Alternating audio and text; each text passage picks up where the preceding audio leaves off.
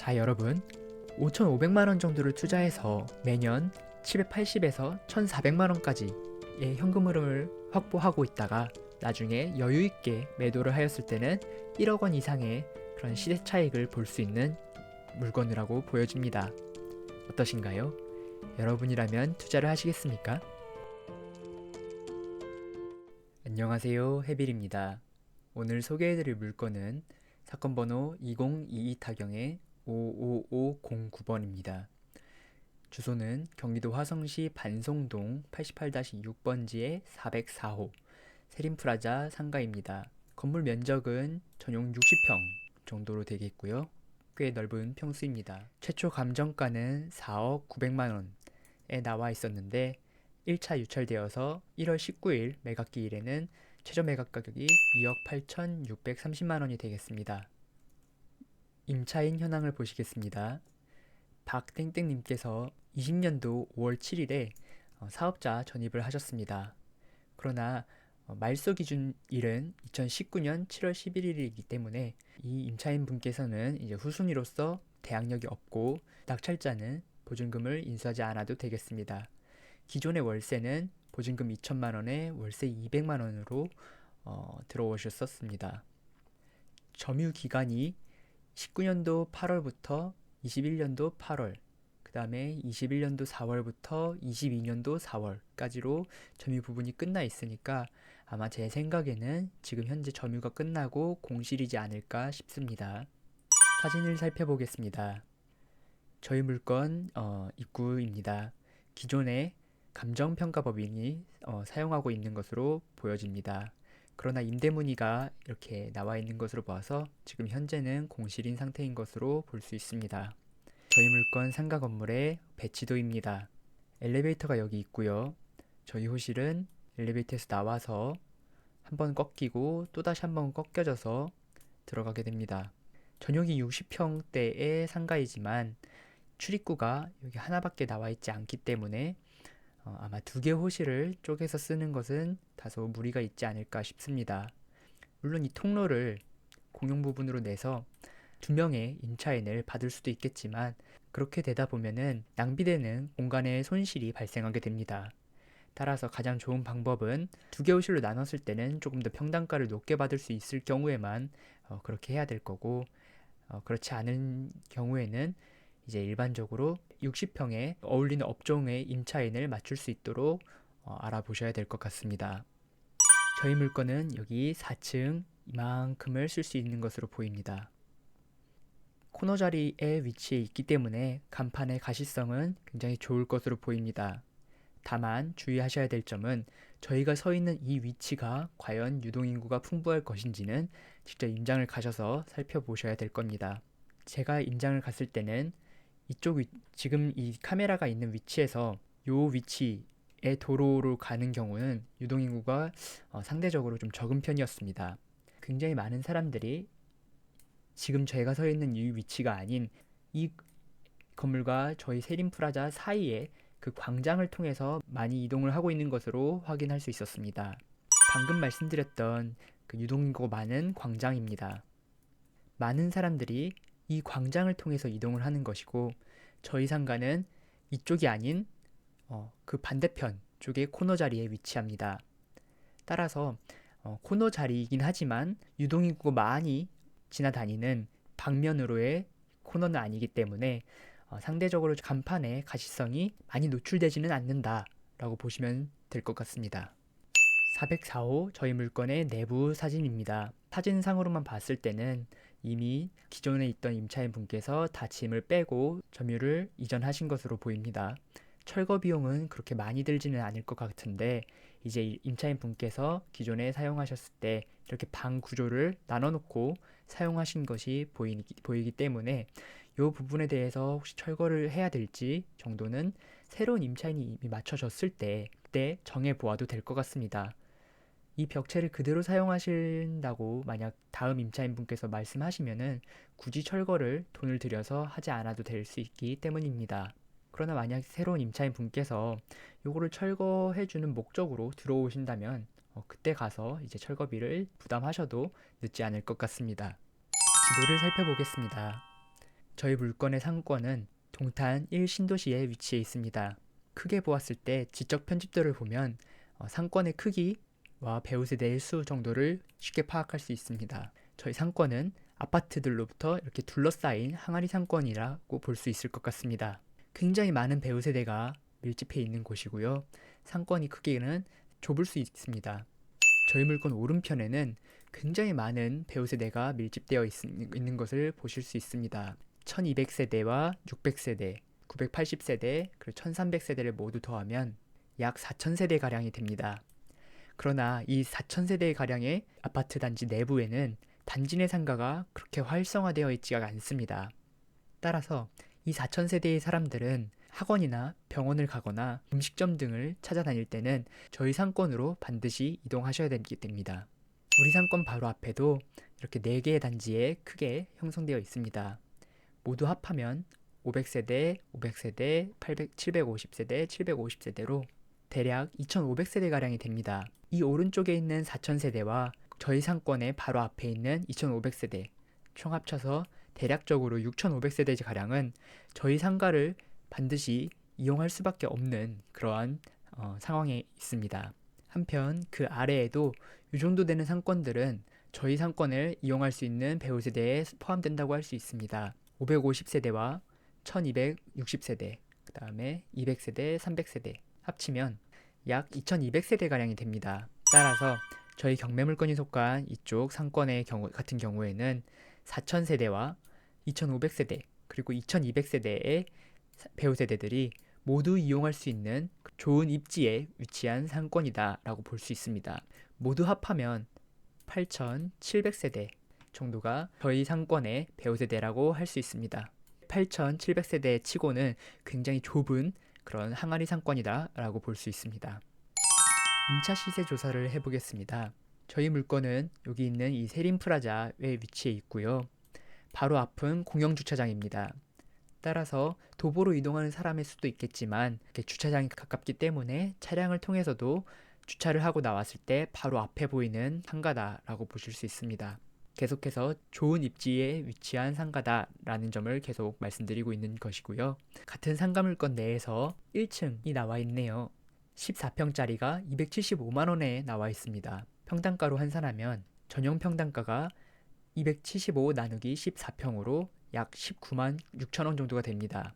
일반적으로 1층 임대 시세가 전용 평당 임대료 10만원을 넘는 경우에는 어느 정도 상권이 활성화된 것이다 라고 볼 수 있습니다. 지금 이 상가 건물의 1층 점포는 대략적으로 20만원이기 때문에 굉장히 활성화된 상권이다 라고 보시면 되겠습니다.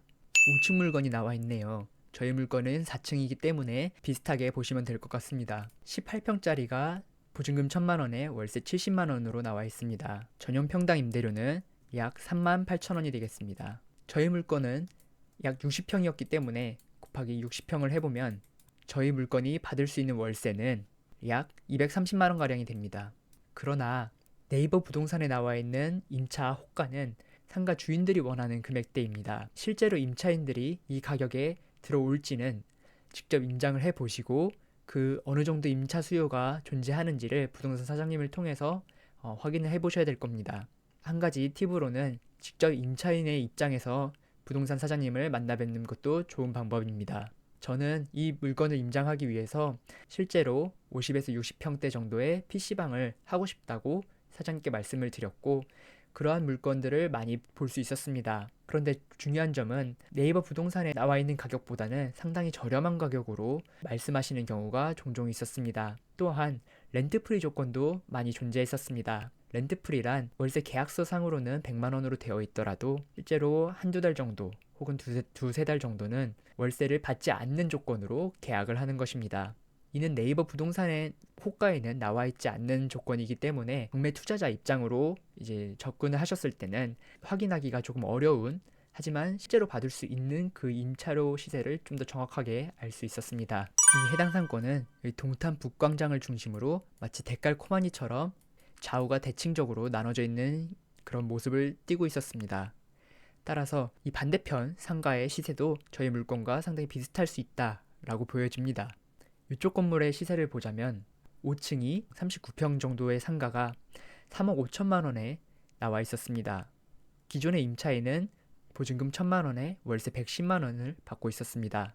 월세 110만 원은 전년평당 임대료로 환산하면 약 28,000원 정도가 됩니다. 우리 상가는 60평이기 때문에 28,000원 곱하기 60을 하면은 약 170만 원 정도가 됩니다.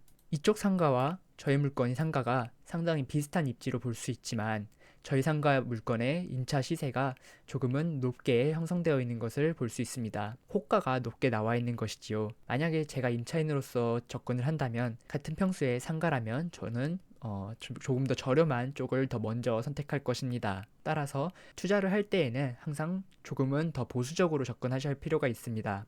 그렇기 때문에 저희 월세는 170만 원에서 230만 원 사이에 형성될 수 있을 것이다 라고 보여집니다. 이 상가의 매매 수익률은 110만 원 곱하기 12 나누기 3억 5천만 원에서 1천만 원을 제외한 3억 4천만 원입니다. 하면은 3.8%, 약 4%대가 형성되어 있는 것을 보실 수 있습니다. 상권이 활성화되어 있기 때문에 5층 상가임에도 불구하고 매매 수익률이 상당히 낮은 것을 보실 수 있습니다.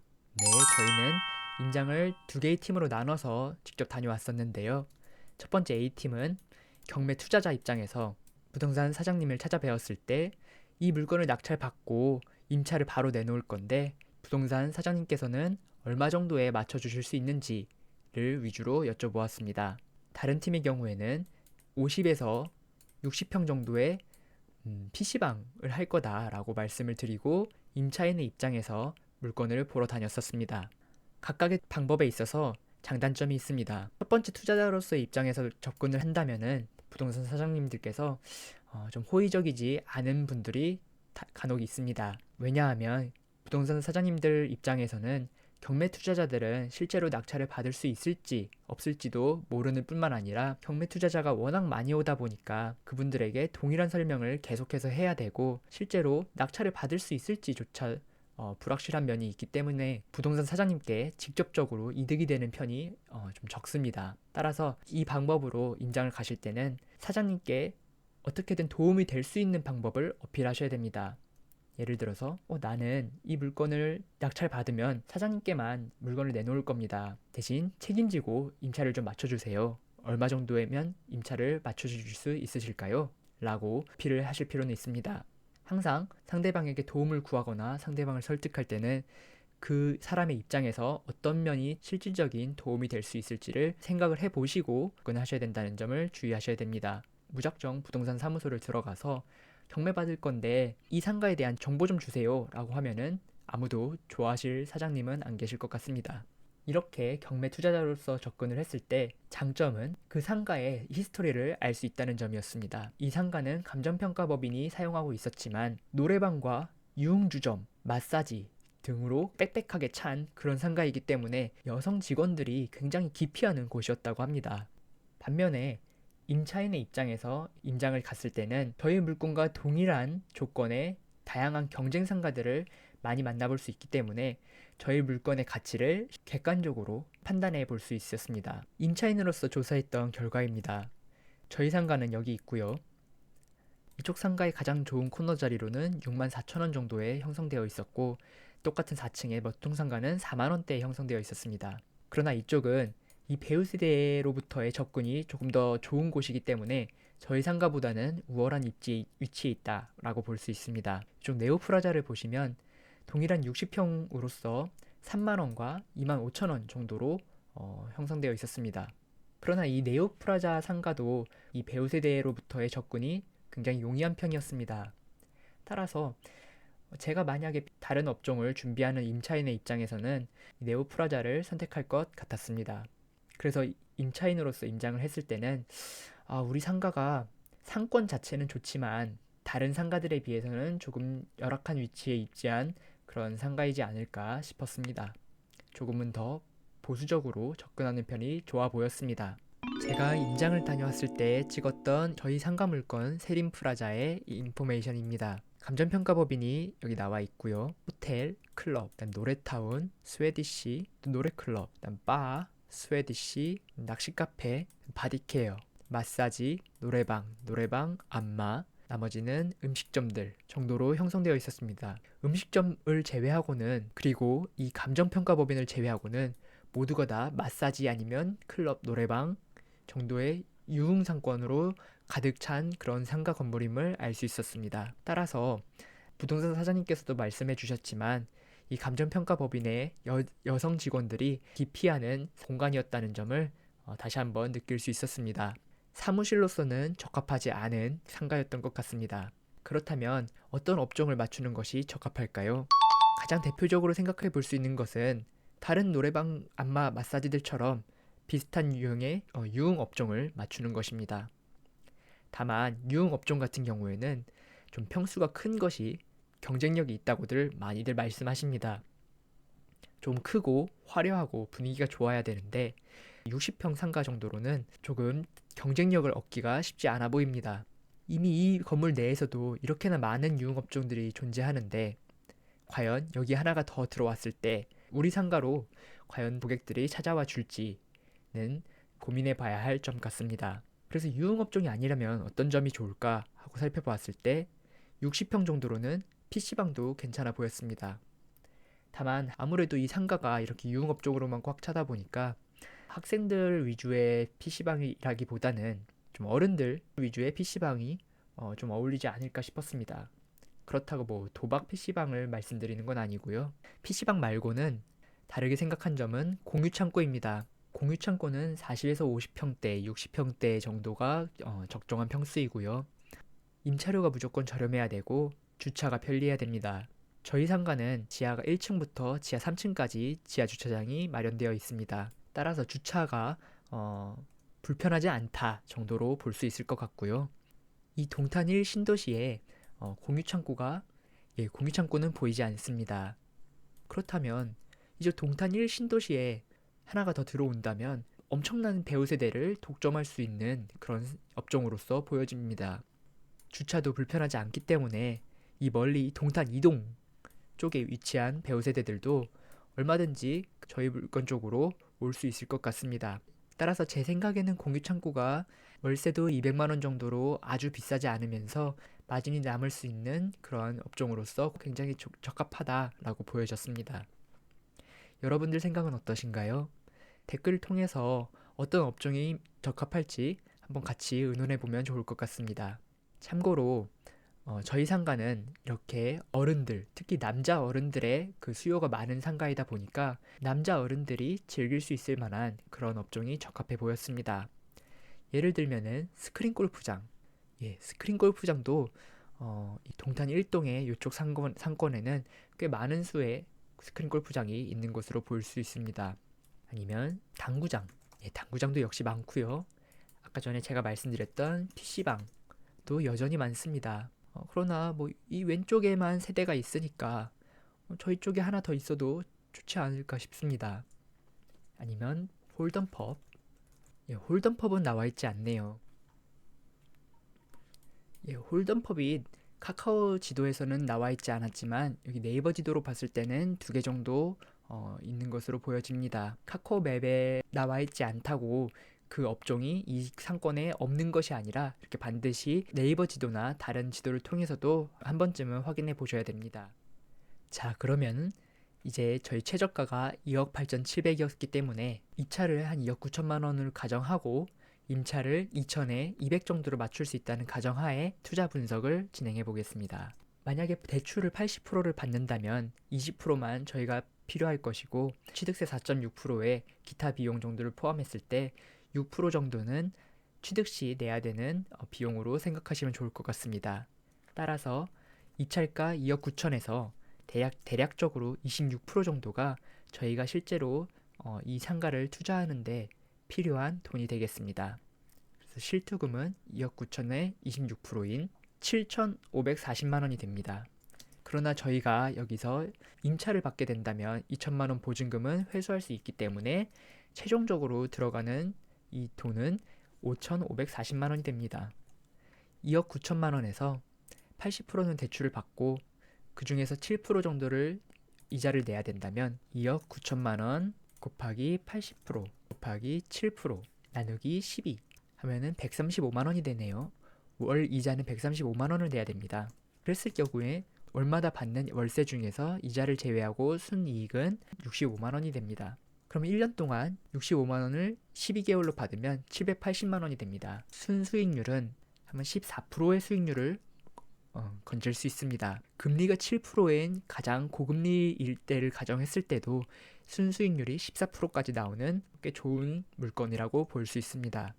그러나 언제까지나 금리가 7%에 머물러 있진 않을 것입니다.